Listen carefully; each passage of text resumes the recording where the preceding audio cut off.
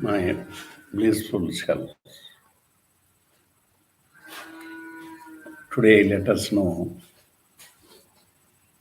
let us continue to know the teachings of Bhagavan Buddha Deva in brief.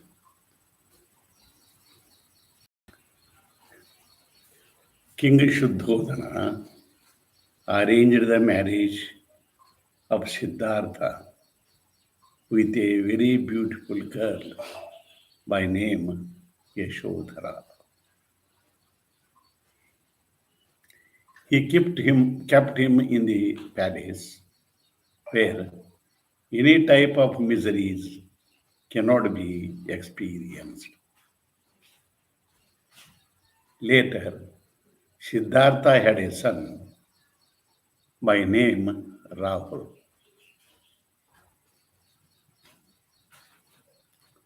One day, Siddhartha wa- wanted to see the capital city, Kapilavastu. He called the charioteer, Channa, to take him to see the capital city, Kapilavastu. Then Siddhartha first saw the old age person. Then he asked Channa, who is he? Channa answered, he is a old man. Those who have been born, one day they will become old. When you will become old. Then Siddhartha asked, will I become old one day? Then they went ahead. And there Siddhartha saw a deceased person and asked Channa, who is he? Channa answered, Reverend Lord, he is a deceased person. Those who have been born are going to become old. One day, you will also become old. Siddhartha asked, can I become old one day? Like that. Then again they went ahead. And Siddhartha saw there the dead body and asked Channa, what is that? Channa answered, it is the dead body. Those who have been born are definitely going to die one day. You will also die one day. I will also die one day. Then Siddhartha asked, will I die one day? Like that. Then he thought seriously why man has been born, why he becomes old, why the body is diseased, and why man dies. He tried to know the answer for all these four questions.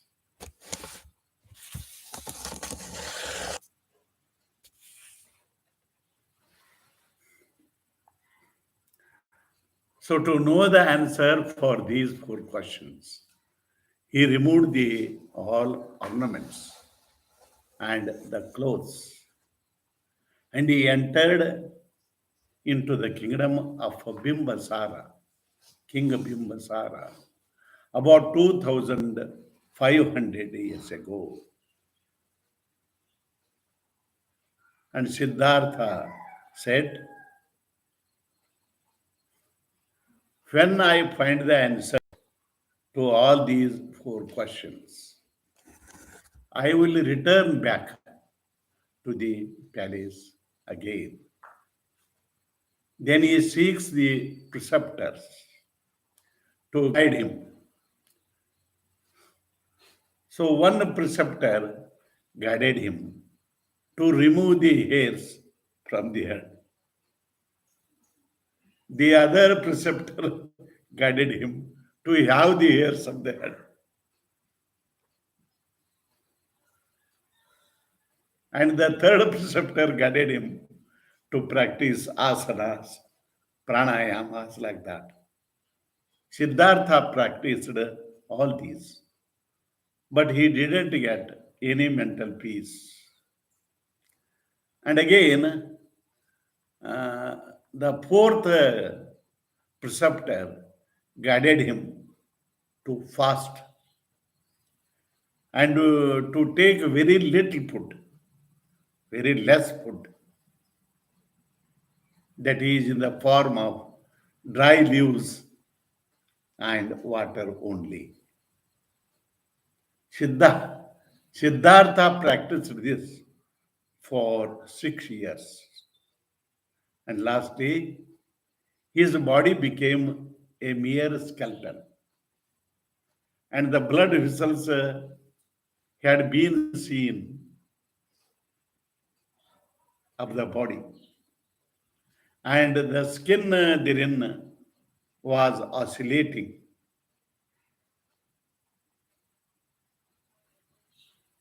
They sat under the peepal tree for meditation, and he became unconscious.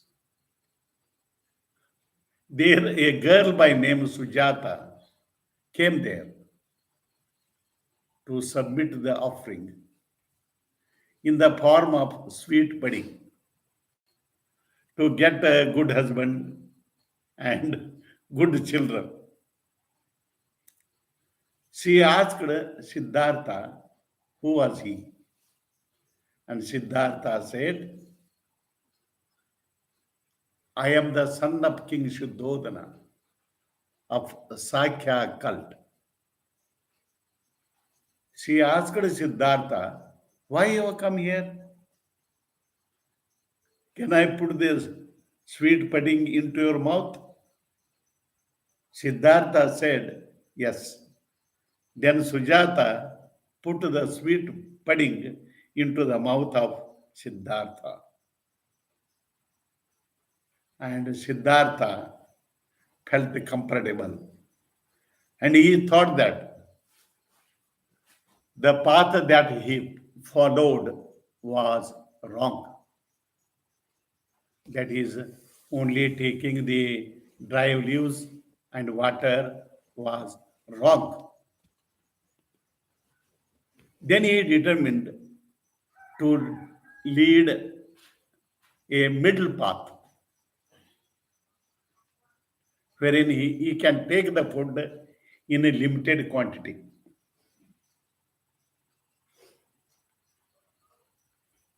He thought if the food is taken in very less quantity, that is in the mere in the form of dry leaves and water, it dies. And if the food is taken in maximum quantity, the body will be diseased and one becomes sleepy. So he thought to take the food in a limited quantity.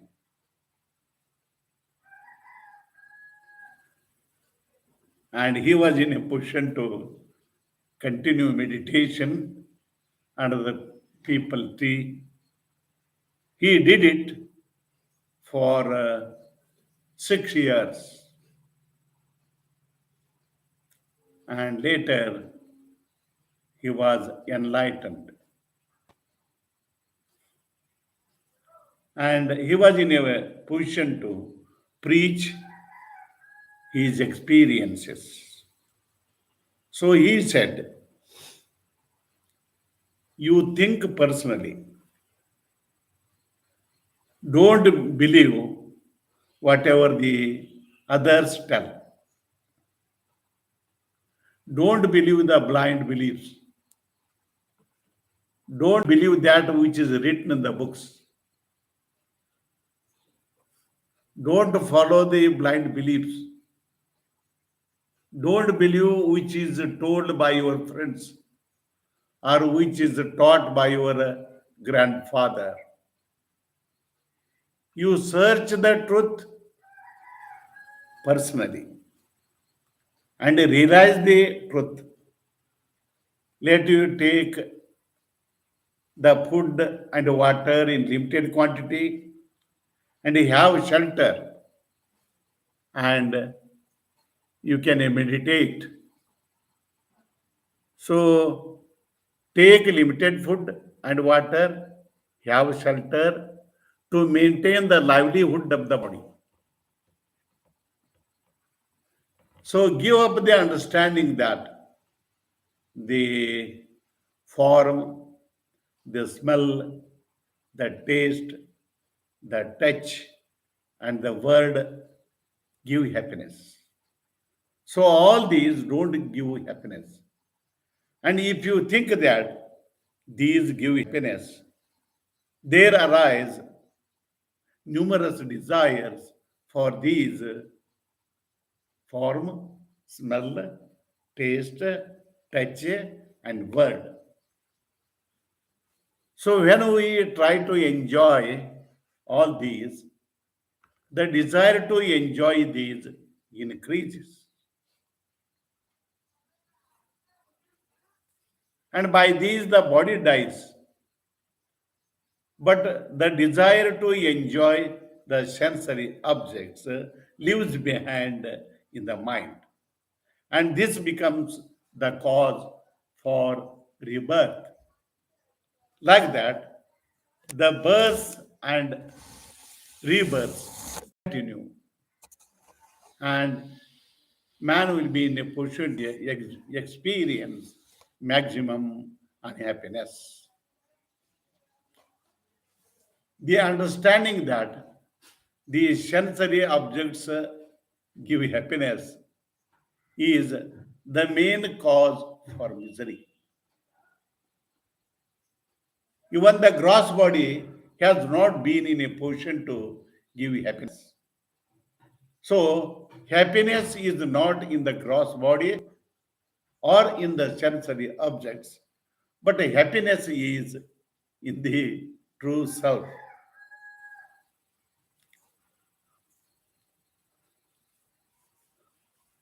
You are the true self,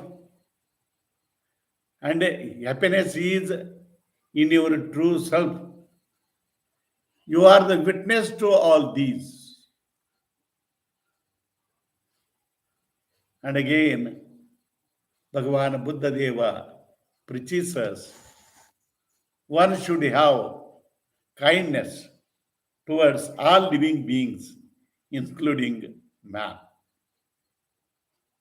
Once Siddhartha was playing in the garden, and the swan birds were flying in the sky. Then his brother, by name Devadatta, threw the arrow to the swan bird, and that swan bird fell near Siddhartha. So Siddhartha went there and he removed the arrow from the body of swan bird and he put water into the mouth of the swan bird. Then the swan bird concerned opened its eyes.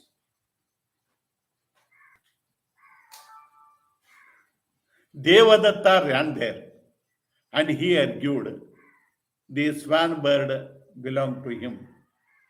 Siddhartha argued the swan bird belonged to him.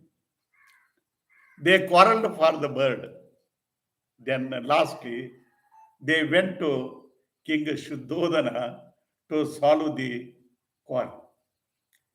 Shuddhodana, he ordered the minister to solve the problem.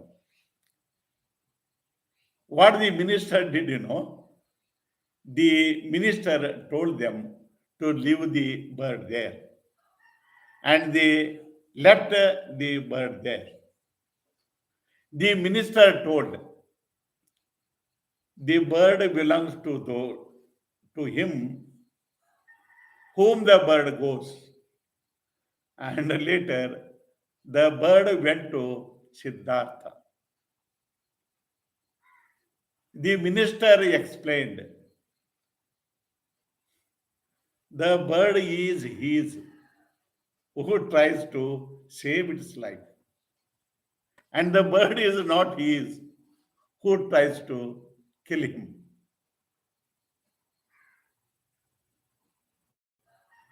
Then Siddhartha took the swan bird and he looked after the swan bird for a few days, and the swan bird was completely cured.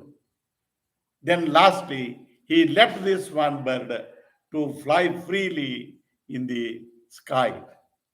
So this shows his kindness to the living beings. So we'll continue this in the next lecture, and by this I end my talk.